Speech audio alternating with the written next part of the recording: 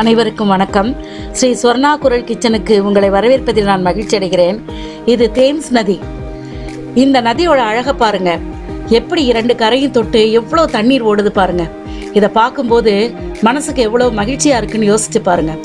இன்றைய குரல், தோன்றி புகழோடு தோன்றுக அக்தலின் தோன்றலின் தோன்றாமை நன்று.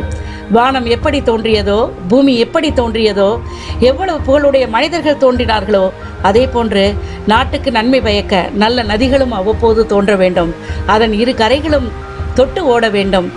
அதை கண்டு சிறுவர்கள் முதல் பெரியவர்கள் வரை, பறவைகள், விலங்கினங்கள் அனைத்தும் அந்த தண்ணீரை அள்ளி பருகி மகிழ்ச்சியோடு வாழ வேண்டும். வாங்க கிச்சனுக்கு போகலாம். வாங்க, இன்னைக்கு என் கிச்சனுக்கு சாம்பார் பொடி, ரசப்பொடி உங்களுக்கு செஞ்சு காட்டினேன் இல்லைங்களா? அதில் சாம்பார் எப்படி செய்யணும்னு சொல்லணும்ல, அதுக்காக இன்னைக்கு எங்கள் வீட்டில் செய்கிற சாம்பார் உங்களுக்கு காட்டுறேன். சாம்பார் செய்வதற்கு தேவையான பொருட்கள்: 100 கிராம் துவரம்பருப்பை நான் கழுவி வச்சுருக்கேன். அதுக்கப்புறம் கத்தரிக்காய், 2 கத்தரிக்காய், ஒரு அரை பெரிய வெங்காயம், ஒரு சின்ன முருங்கைக்காய், அப்புறம் 3 பச்சை மிளகாய் கீறி வச்சுருக்கேன். தக்காளி, ஒரு தக்காளி கட் பண்ணி வச்சுருக்கேன்.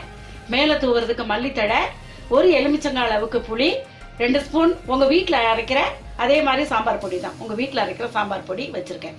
இப்போது கேஸ் பற்ற வச்சுட்டு தண்ணி ஊற்றிருக்கேன். பருப்பை நான் எப்படி வேக வைக்கிறதுன்னு சொல்லி காட்டுறேன் உங்களுக்கு. இப்போ நீங்கள் 100 கிராம் பருப்பு எடுத்திருக்கீங்கன்னா ஒரு 1/4 லிட்டர் அளவுக்கு தண்ணி ஊற்றிக்கோங்க. 1/4 லிட்டர் கொஞ்சம் அதிகமாக இருந்தால் கூட பரவாயில்ல. இப்போது இந்த கட்டி பெருங்காயத்தை முதல்ல உள்ளே போடுங்க. அதுக்கப்புறம் இந்த பருப்பு,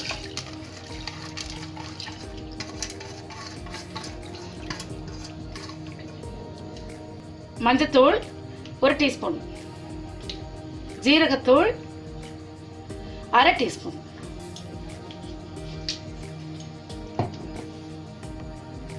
இப்போ பழங்காலத்துல எல்லாம் விளக்கெண்ணெய் தான் ஊத்துனாங்க. நான் வந்து இதுல ஒரு 4 சொட்டு விளக்கெண்ணெய் விடுறேன்.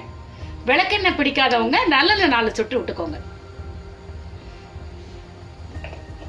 இப்போ நம்ம குக்கர் மூடிடலாம்.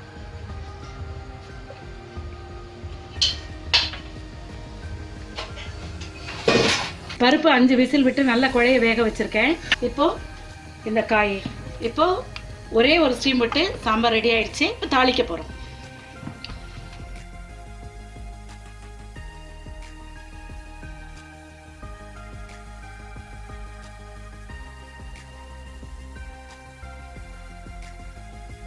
ரெண்டு ஸ்பூன் சாம்பார் பொடி, உங்க வீட்டில் நீங்க அரைச்சி வச்சிருப்பீங்க இல்லைங்களா, அந்த சாம்பார் பொடி தான்.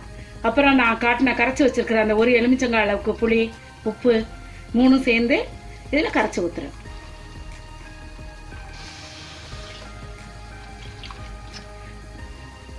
ரொம்ப தண்ணி ஊற்றிடாதீங்க, சாம்பார் தண்ணியாக போயிடும். நம்ம வந்து திட்டமா சும்மா இது எல்லாமே சேர்ந்து ஒரு விசில் வந்தால் போதும். அப்போதான் சாம்பார் நல்லா இருக்கும்.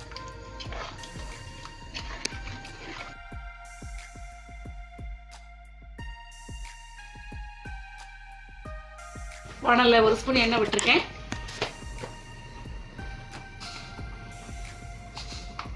கடுகு, உளுந்தம்பருப்பு,